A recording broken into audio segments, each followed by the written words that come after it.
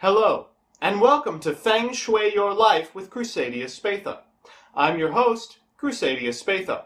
Tonight I'll be showing you how to improve your wellness, optimize your workspace, and potentially summon a big-ass dragon. So let's get started.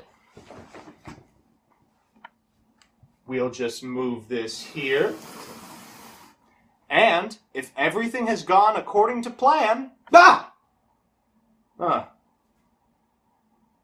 Well, it's no Borreload Savage, but it's a start. Hey everybody, Joseph Rothschild here, aka NBT, back again with another episode of 10-Minute Testing. Now, I've gotten a lot of requests for this one, so I'm sure it's going to be a fun, engaging deck with a lot of meaningful counterplay and interaction with the opponent. After all, that's why I play Yu-Gi-Oh! Right? To have fun, skill-testing games that are determined by your own abilities and not your opening hand? Right? You'd never condemn me to play a deck that could be piloted by a monkey and a sheet of paper that says, don't use Spatha's effect until LP, right? Right? So here's the list, and... Ever look at a deck and immediately feel its chaotic energy?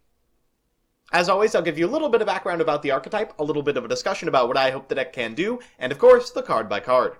So firstly, for those of you that don't know, Crusadia Guardragon is a mashup of two different archetypes, and... no points for guessing what they are. Crusadia enjoyed a brief stint of rogue playability as a go-second OTK deck until people realized you could play trap cards. Their monsters can be special summoned from hand to a link point on your side of the field, so they're fantastic both for climbing through their synergistic set of monsters and setting up material for generic link bosses. Guardragon is a series of lore-adjacent link monsters that, I think there's some main deck monsters and maybe a fusion or something too, but I refuse to read more than I have to. The important ones are the 3 link monsters, which have the ability to special summon a dragon from your deck, graveyard, or extra deck respectively, provided you've got a couple of different link arrows pointing to the same zone. This list attempts to utilize the inherent synergy between one specific Crusadia, Spatha, and the Guardragons. Spatha reads when a monster is summoned at her link point, you can Senate switch a monster on the field. While originally intended for Crusadia attack boosting, it works fantastically as a way to get Guardragon LP on your side of the field into a position to special summon a Red Eyes from deck, facilitating a combo that ends on a powerful dragon extra deck boss at worst, and 5+ negates at best. Since Crusadia, while ranking up, searches one of their monsters from the deck, they can search Crusadia Draco, which enables all of the aforementioned cards, both LP and Darkness Metal, and then afterwards you can link summon Saruya and one additional dragon, or way to return Draco to the hand, and produce a broken board. Before talking more specifically about deck choices, I'd like to preface with this. This version of the deck we're playing aims to play as few extenders as possible. You'll see lists running around with Destrudos, multiple Guardragon, a 6 Deep Chaos Dragons package, 3 Kaiju and the like. None of those lists are wrong, I just think their philosophy is misguided. This deck is interruptible. It's got 2 super specific choke points, the activation of Spatha or LP's effect, and more importantly, the effect of Saruya. And no amount of additional free material is going to prevent that from being an ever-present problem. Basically, playing those cards makes your ceiling higher, but you're losing games because they widow-anchored your Spatha, not because you only summoned Crystal Wing and Gamciel instead of Crystal Wing, Gamciel, and Dawn Dragster. Because of this, we've elected to play 3 Called by the Grave and 3 Twin Twisters in the space usually reserved for more extenders. We've picked those cards specifically because decks that will be meaningfully interacting with you will do so either through hand traps like Ash and Ogre, or through spells and traps like Widow Anchor and Protocol. So with that, let's get into the card by card. First, we've got our Crusadia. With the exception of Draco, who adds a Crusadia from your graveyard to your hand, and Reclusia, who can destroy a card, their effects are largely meaningless. We have 3 Leonis, 3 Arboria, 3 Draco, 3 Maximum, 3 Reclusia, and 3 Honorary Crusadia World Crown. After that are our Chaos Dragons, 3 Dark, because we're making Magus, who is light, and 1 light that will always end up in our opening hand. They're followed by 3 Rescue Cats, who can get a Leonis and 1 Elephun. Finally, we've got 1 Gamciel and 1 Red Eyes Darkness Metal Dragon. For spells, we're on 3 Reborns, 1 Monster, 1 Successor, and 1 Guardragon, followed by 3 Kiautao, 3 Called, and 3 Twister.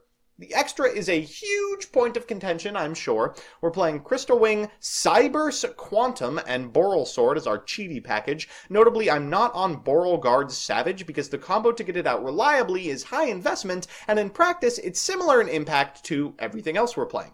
After that is 2 Saruya, the flagship monster of the deck, Trisbania, who we can go into if we're supremely interrupted, Guardragon Aggerpain, Pisty, and Elpy, and Crusadia's Equimax, Regulex, Spatha, and 2 Magus. I'm on Regulex because routinely we need to just kill our opponent going second, and we usually have the materials to cheat him out if they grungle our Spatha through one of the many Spatha grungling plays available in 2019.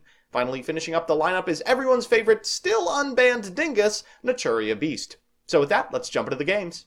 Our first match is up against Infinitrack, a series of monsters that I refuse to read. We are going first, and this is about as broken as we can open. Not only do we have a dragon monster and rescue cat, we also have Kyoto Waterfront. Let's see just how far we can go. We're going to start by setting Kyoto Waterfront and activating the effect of Rescue Cat, putting 1 counter on. That's going to get us 100 beasts and an Elephant. We're going to go into Magius and Draco, activating the effects of both Draco and Magius to add a copy of Arboria to our hand. We'll then go into a copy of Spatha, use Black Dragon Collapse Serpent to link into Elpy, use Spatha's effect to move Elpy, and Black Dragon Collapse Serpents to get a White Dragon Wyver Buster to our hand. Elpy's going to get a DMD from deck, who will get a Draco from graveyard, followed by a Saruya. We're then going to special summon a copy of White Dragon Wyver Buster and go into Guardragon number 2. That's going to add a Black Dragon Collapse Serpent to hand, a DMD from graveyard to the field, and of course DMD's effect to get Draco back as well. We'll then go into the third and final Guardragon for a copy of Crystal Wing Synchro Dragon, but we're not done yet. Next is the second Skull Det. We'll use the effect of 100 Beasts to special itself and go to Naturia Beast, special summon with the effect of Skull Det,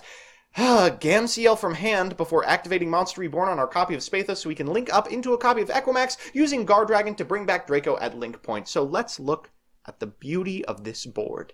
We can negate any spell in the game, followed by an Omni Negate for any face-up card, a monster negation from any position, and 2 additional banishing Omni Negates, 3 if any of the aforementioned cards cause a card to go from the field to the graveyard. Our opponent's going to start by normal summoning a Harvester. We'll negate it with Gamciel. It is therefore banished. They'll then activate the effect of Darricane, which we will negate with Crystal Wing because we can. They'll then activate the effect of Naster. That's a 2-for-1 for us, so we'll activate Gamciel again. They'll set 2 and pass it back to us using Speedy Express Bullet Liner at end step. In main phase 1, we're going to switch everyone to attack position and get in for lethal. Not much more to say. Our second match is up against Guru Control, and the weakness of our deck is on full display. We're being forced to go second. Thankfully for us, our opponent's hand is nothing to write home about. Ours isn't particularly good. We do have an upstart goblin, however, and maybe we'll find something that isn't a Crusadia off the top. Our opponent's going to start by setting a copy of Final Battle and a copy of Guru, then passing it back. We draw another Crusadia for turn, so we upstart into a 6th one. What are the chances? We'll go into a Magius, activate the effect of Arboria. We're going to get a copy of Reclusia to hand before going into Spatha, using Reclusia to destroy the spell or trap. It is Final Battle, so afterwards we'll go into a Draco, go into a copy of Elpy, use the effect of Elpy to shift itself before going into a copy of Red Eyes DMD, getting the Draco back, and going into Skull Det. From here we can probably win. We'll go ahead and special summon this copy of Draco from our hand to go into our second Guardragon, getting back Red Eyes DMD and special summoning Draco once again before going into the third and final Guardragon, getting a copy of Crystal Wing Synchro Dragon, getting the read on the Guru. We'll special summon the copy of Elephant from hand with the second copy of Skull Det so we can go into Naturia Beast before battle phase. We'll attack into the Guru, they'll activate the effect and I'll negate it with Crystal Wing Synchro Dragon, followed by a concession. Alright, admittedly those 2 games were pretty low interaction, so we're going to try and squeeze in one more prelim before our best of 3 versus meta. Our opponent's on Pacifist control and we are going second. We'll have to interact, right?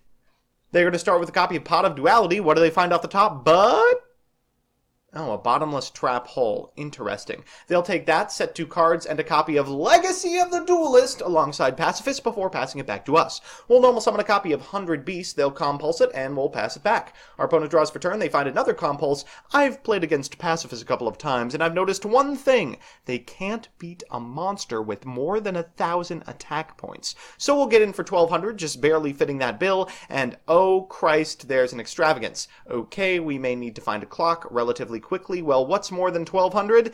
1,800. We'll get in with Draco for 6 and 100 Beasts for 12. Oh my god, it's GOAT format all over again.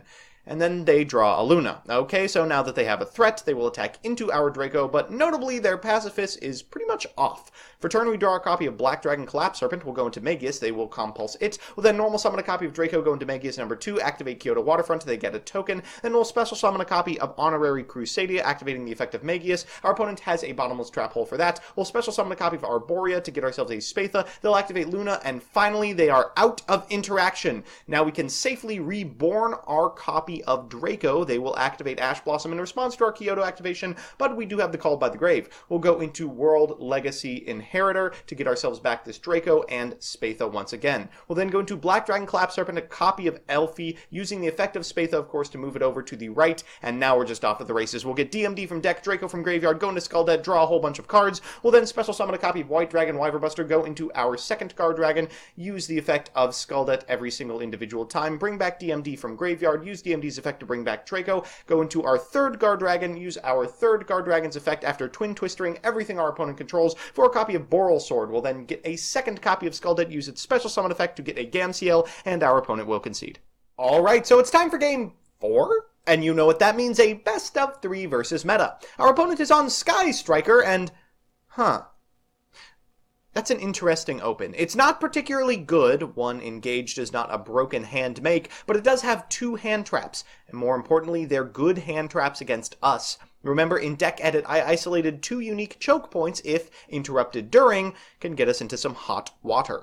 Let's see how smart our opponent is. We're going to start by normal summoning this copy of Rescue Cat, using the effect to get both an Elephant and a copy of 100 Beasts. Afterwards, we'll go into Magius, use the effect of Honorary Crusadia World Chalice World Crown for Draco, then go into Spatha, use Draco's effect to get 100 Beasts back, activate LP's effect.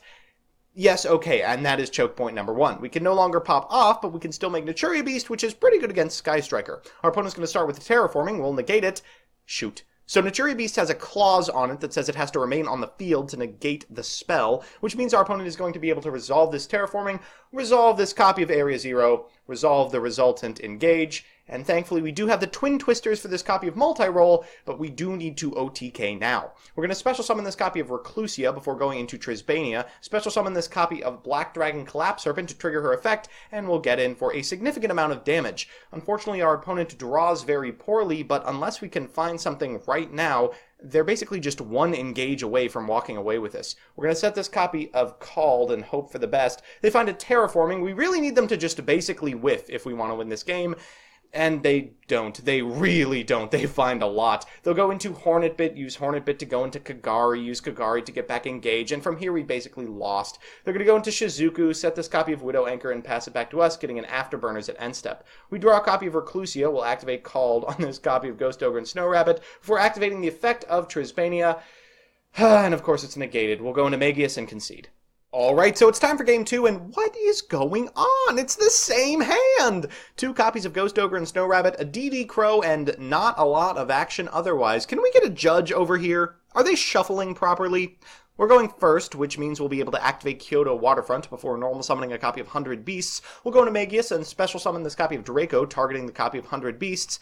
And there's DD Crow. Well, this isn't particularly devastating. We're going to get another Draco because we need as many dragons as possible. We'll special summon a Collapse Serpent before going into LP. We'll activate the effect of Spatha and the effect of Black Dragon Collapse Serpent for a White Dragon Wyverbuster. We'll activate LP and... there is the Ghost Ogre. We will special summon a copy of White Dragon and pass it back to our opponent. They'll activate this copy of Area 0, targeting a Ray, and tag out the Ray in response. That's going to get them a Hayate on their side of the board, and... okay, well, in the grand scheme of things, Afterburner isn't that bad. They'll attack directly for 15 and send a copy of Engage, then in main phase 2, go into Kagari, add the Engage back, then go into Shizuku, activate Afterburner, and at end step, add another Engage. So greedy, but I have to win right now if I want to hope to win at all. We'll Tribute Summon Gamciel before they can activate Widow Anchor and attack into our opponent's Shizuku. The idea here is, knowing the set card is most likely Widow Anchor, as long as we keep enough counters on Kyoto, we can still win the game. They're going to activate Area 0, and they find, well, something. They'll add Ray to hand. That gets us another counter. We get another counter as they go to Hayate. They'll go to Battle Phase, attack directly, use Hayate's effect. We'll activate Gamciel's effect in response. They will, of course, activate the Grave effect of Ray. That's fine with me. In main phase 2, they'll give us another counter and go into Kagari. We will negate the effect of Kagari. They will respond with a Ghost Ogre. We'll negate the Ghost Ogre. And there's the Widow Anchor. They just had one too many pieces of interaction. So, of course, the Gamciel is dead, and now our opponent is safe to pop off. They'll go ahead and get a copy of Multi-Roll before activating 2 Engages, setting 2 cards, and at end step setting another one as well. From here, we have lost the game. We draw into a Kyoto in order to add insult to injury, so we style a little bit before triggering the effect of Magius, getting Widow Anchored twice, and conceding out of shame. So, we're back with the deck, and... I mean, I was kind of caught off guard by this one. I thought it'd be a lot more competitive than it ended up being.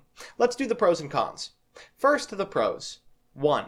It's consistent. I mean, this is kind of a prerequisite to playability these days, but it's nice when a deck is able to perform as long as you draw a 2-card combo, of which the deck has about 45 different variations. 2. Uninterrupted, it produces some of the scariest boards since Master Rule 3. It's been a while since we've been in a board building format, and apparently this is the result of months in the hyperbolic time chamber. If you can think of a 5-card hand that beats Crystal Wing, Naturia Beast, Gamciel at 5, and Equimax, let me know. And 3, it's got amazing pivots no matter what deck you're up against. Expect your opponent to sit on Strikers? Go for Beast and Quantum. Thunders? Try out Gamciel and Crystal Wing. Geist? Hell, just make a Trisbania and hope for the best. And the cons. 1. There are extremely important choke points clever players can capitalize upon. Like I mentioned earlier, if they stop you at the right point, no amount of extenders is going to recoup the damage of eating 4 dead materials by striking the Saruya. 2. The reason we haven't seen a board building format for months is because the tools to break them have never been more available. Infinite Impermanence can really ruin this deck's day, and as Ghost Ogre becomes more and more playable, this deck becomes less and less capable. And 3, it's boring. I hate to harp on this every time we play Solitaire with Upside on the channel, but you will be bored out of your mind at a regional after 9 rounds of executing the same excruciating combo and seeing if your opponent has the grip to out you. All in all, it's an extremely capable deck that suffers from an abundance of choke points in an interactive meta. If we begin to distance decks away from interaction, maybe it could end up in Tier 1, but for now, it'll have to prove it can play with the big boys before it lets down its guard. So that's that. Every time I play a Gamciel deck, I wonder what genius decided one of the greatest removal spells of all time also needed a 3-time per turn Omni-Negate. If you want to see me play the decks I make on this show on stream, I'm on twitch.tv/mbtygo every Monday from 7 to 9 Eastern Standard Time. And if you have an idea for a deck or archetype you want to see me play on a future episode of this show, let me know in the comment section below and I'll see what I can do. Otherwise, I'll see you Saturday.